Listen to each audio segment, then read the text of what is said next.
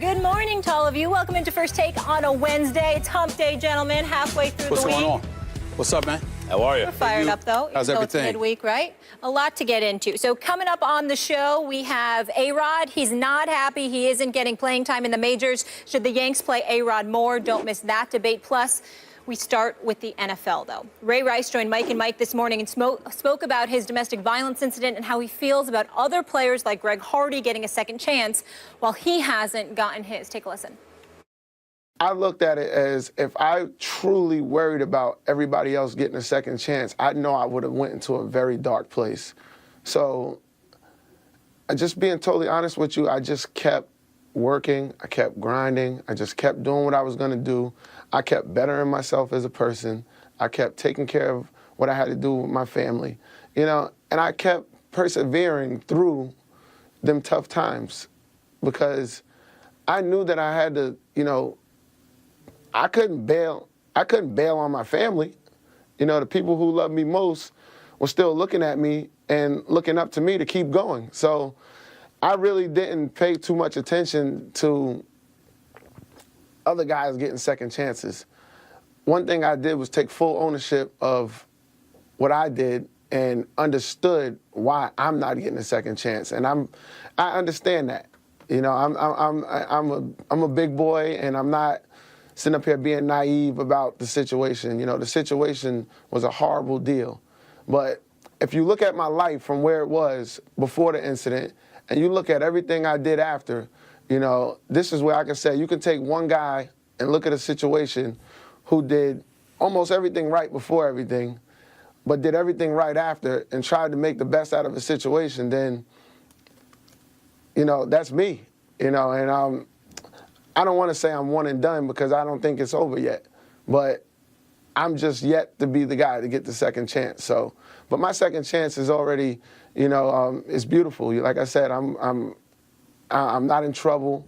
You know, I'm making difference in kids' lives. You know, I'm going around telling a real story about being a guy who lived the dream, who also lived the nightmare. You know, I got a chance to taste my own words. I used to preach to kids, 1 or 2 bad decisions, your dream can become a nightmare. Well, I'm in a very unique situation because I lived both of them. And more importantly than playing football, what I can bring to a locker room will be bigger than the game to a football, to a young guy. You know, I've been through it all, but I also know I have a lot of game left. All right, Ray Rice opening up on his current situation on Mike and Mike. Stephen A., does he deserve a second chance? I think he does.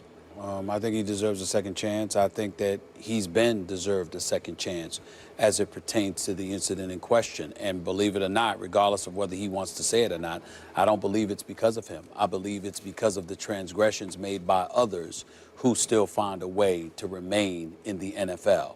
If you have those individuals in the NFL, the Greg Hardys of the world and others, who show a significant less level of contrition compared to what Ray Rice has done, when you compare what Ray Rice has employed and what he has exercised in terms of bringing attention to the issue of domestic violence, I appreciate Greeny Mike Greenberg on Mike and Mike this morning articulating for the masses that regardless of what we've all been exposed to as men, we never truly knew how deep and how significant this issue was in the American fabric until Ray Rice came into being. I have 2 relatives that were the victims of domestic violence. I witnessed it growing up, got myself in some trouble because of the things that I did to the individuals that put their hands on my family.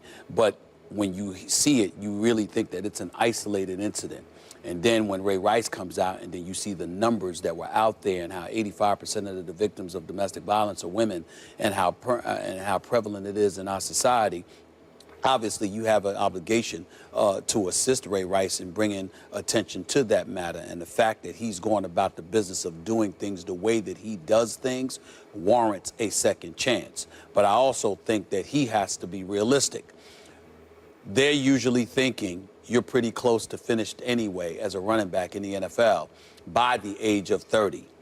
Ray Rice was talented and good, and he was rough and rugged and he was tough, but he was never confused as being Adrian Peterson or anybody like that. And even though he averaged better than 4 yards a carry every season in his career until the last one, the last time we saw him prior to this domestic violence incident, he was averaging 3.1 yards a carry. Now, he attributed that to an injury when he was talking to Mike and Mike this morning. That's fair, but this has been going, that's been said about him for quite a long time. And it's the first time I've ever heard that brought up. So it seems a bit convenient that he's coming up with that excuse for his 3.1 yards per carry during that particular 2013 season. So in that regard, I think that has a lot to do with him not getting a second chance.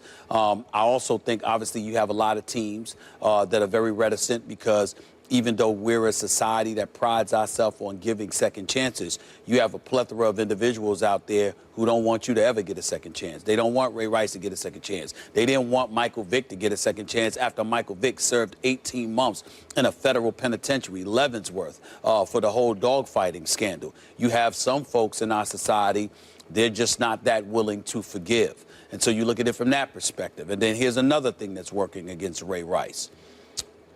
The Baltimore Ravens, Steve Bichetti, I have to say this because this is very important.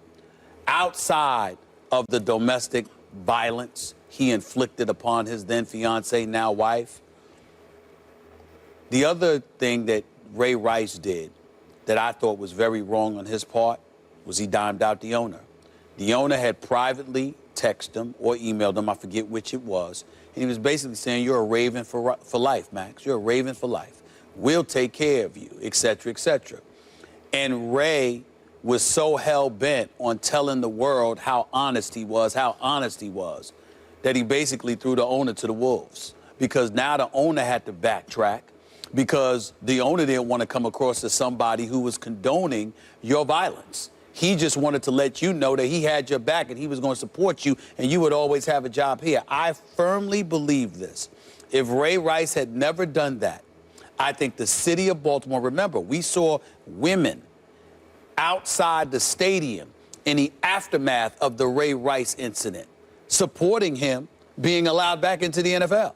I truly believe in my heart that the Baltimore Ravens would have brought Ray Rice back and given him another chance by now if he hadn't been so hell-bent on coming across to some degree at that point as self-righteous in terms of explaining how honest he was to everybody. Roger Goodell, Steve Bichetti, Ozzie Newsome, and everybody else. Had he not done that, I think Ray Rice would have been back with the Baltimore Ravens by now. So he did this to himself because of the violence. He did this to himself because he dimed out the owner, Steve Bichetti.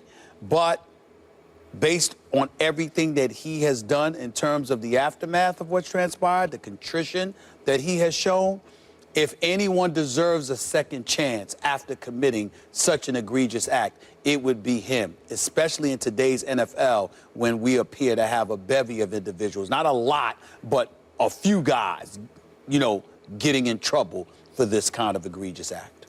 America's the land of opportunity and second and third chances, and I think that's human nature. We like to see someone come up off the deck and dust themselves off, even from a self-inflicted wound, although this is obviously an assault on someone else. But in terms of his career, he did this to himself.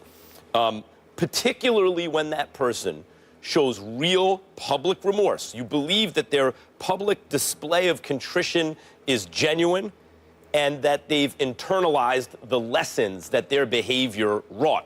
For example, Mike Vick, you bring up, Stephen A.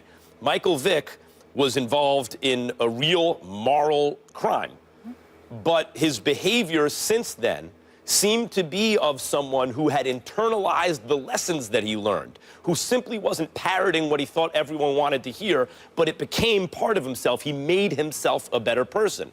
And then the question becomes, after time, there's still people who can't get over what Michael Vick did and don't want to forgive him and don't believe he ever deserved a second chance. But there are plenty of others, and eventually he did get his second chance, who say, look, this is someone who made a terrible mistake, did the crime, did the time, paid his debt to society, has become a better man, now deserves this opportunity. Here's the problem with Ray Rice as it relates to that. Number one, you brought it up, 3.1 yards a carry. If it was 5.1 yards a carry, oh, he'd have another job in the NFL. a 29-year-old running back, even though he's had 2 years of rest now, so maybe he wouldn't take the wear and tear of a normal 29-year-old running back, even if he blames it on an injury in his last season, so it's 3 years since he's really himself, and now he's staring at 30, 3.1 yards a carry, you might not get another job just based on production, particularly if you come with all this baggage. But here's the biggest issue. You can't unring the bell if you're Ray Rice because of the video evidence. The way human beings are wired, the way our brains operate, when you see something in front of your face, an egregious crime, that will affect you emotionally differently than if you hear of some statistic from far away, some abstract number. Even if the number is a horrific number, you know, this number of thousands of women are victims of domestic abuse, that will not resonate with the human psyche and emotionally the way it will if you see a video of, and that video in particular is indelible. You can't get the toothpaste back in the tube. You can't unring that bell. So what Ray Rice is up against now is not only showing that the contrition is legitimate and that he's internalized those lessons, not only that, but also that he can produce, and even then, he's up against the reality that we all saw what we saw and we can never unsee it. And I think when you all add all that up, Stephen A., whatever side of the kind of ethical debate you land on, he deserves it or he doesn't deserve it, I don't think he's going to get it. I don't think he's going to get it either, but the question is whether or not he deserves it. And I think you deserve it because you always want to show people that you've got a shot at a second chance. The problem is his lack of production. The problem is that he's alienated the one franchise that would be incentivized to bring him on board, because he was pretty much a pillar of the Baltimore community. He was an individual that was beloved by the locals there. He was one of their own. And usually when you transgress to a significant degree, you have an opportunity to go home. That's why home is so important to so many people, because it's the one sanctuary, the one haven that you can go to where you're somewhat rescued, never completely because of the video. We understand that. But if there's anybody, despite the video, that could take him on board and a community would stand up and say, we forgive you. We'll never forget, but we forgive you, and genuinely mean it, it's most of the people in the Baltimore community, which is why it was absolutely foolish for him to feel this need to be so honest that he would come across as throwing ownership for the Baltimore Ravens under the bus. That's the last thing he should have done. And to me, that's the nail in the coffin. So I agree with you. I don't think he will get another chance. But should he? The only way he shouldn't get another chance is if the NFL and the people who support the NFL, meaning the patrons, went through each franchise and said, anybody that's associated with domestic violence, you're out of here.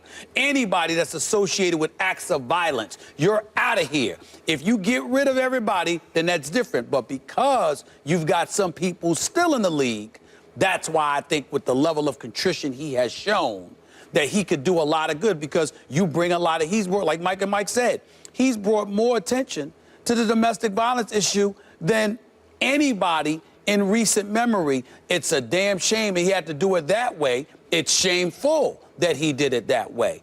But nevertheless, there is something that can come out of this, because he's making a concerted effort to remind the world how wrong he was, how much he wants a second chance, and like Michael Vick with the dogfighting scandal, is willing to march lockstep in support of victims of domestic violence to bring attention to the cause, even if he has to use himself as a battering ram, no pun intended, sorry, but use that analogy. But if you got to use yourself as that guy that's getting hit time after time after time again because of what you shamefully did.